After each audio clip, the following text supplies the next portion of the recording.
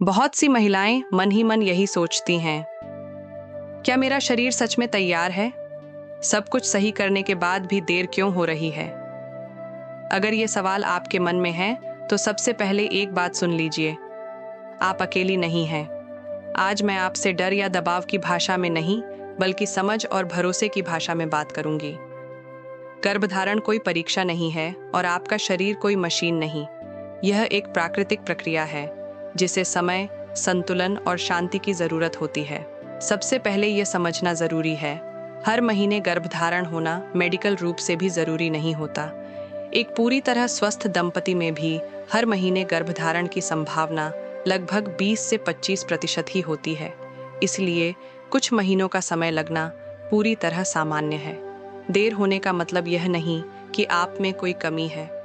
गर्भधारण में देर अक्सर कई कारणों से होती है, जैसे ओव्यूलेशन का नियमित न होना, लगातार तनाव, नींद की कमी, बहुत कम या बहुत ज़्यादा वजन, या इंटीमेसी का सही समय न होना।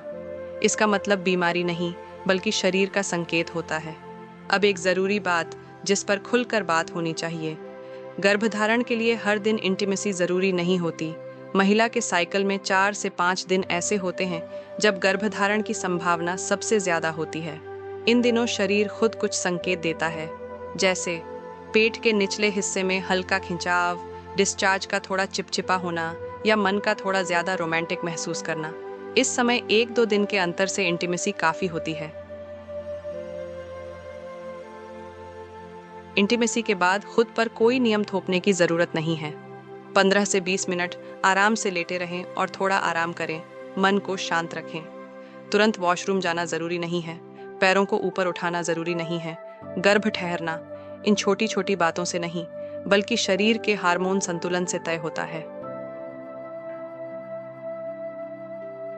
जब मन में हर समय यही चलता रहे, इस बार होगा या नहीं, तो शरीर में स्ट्रेस हार्मोन बढ़ जाता है और यह हार्मोन ओव्यूलेशन को प्रभावित कर सकता है। रोज कुछ मिनट गहरी सांस लेना, खुद को दूसरों से तुलना से बचाना और हर महीने खुद को जज न करना, शांत मन गर्भधारण के लिए सबसे अनुकूल स्थिति बनाता है। खाने की बात करें तो कोई स्पेशल डाइट नहीं, कोई एक्सट्रीम रूल नहीं। घर का सादा खाना, समय पर भोजन, पर्याप्त पानी, फल, सब्जी, दाल, फल, सब्जी, दाल और एक्सट्रीम डाइटिंग से दूरी, यही शरीर को संतुलन में रखता है। बहुत कम खाना और बहुत ज़्यादा सप्लीमेंट दोनों नुकसान कर सकते हैं।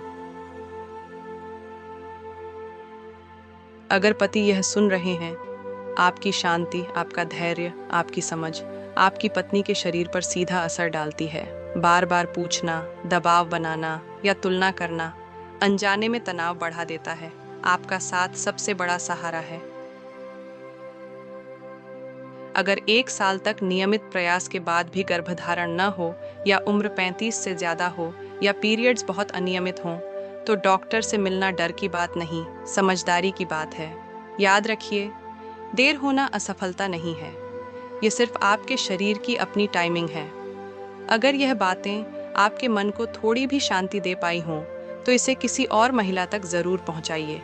और अगर मन में कोई सवाल है, कोई डर है, तो कमेंट लिखिए।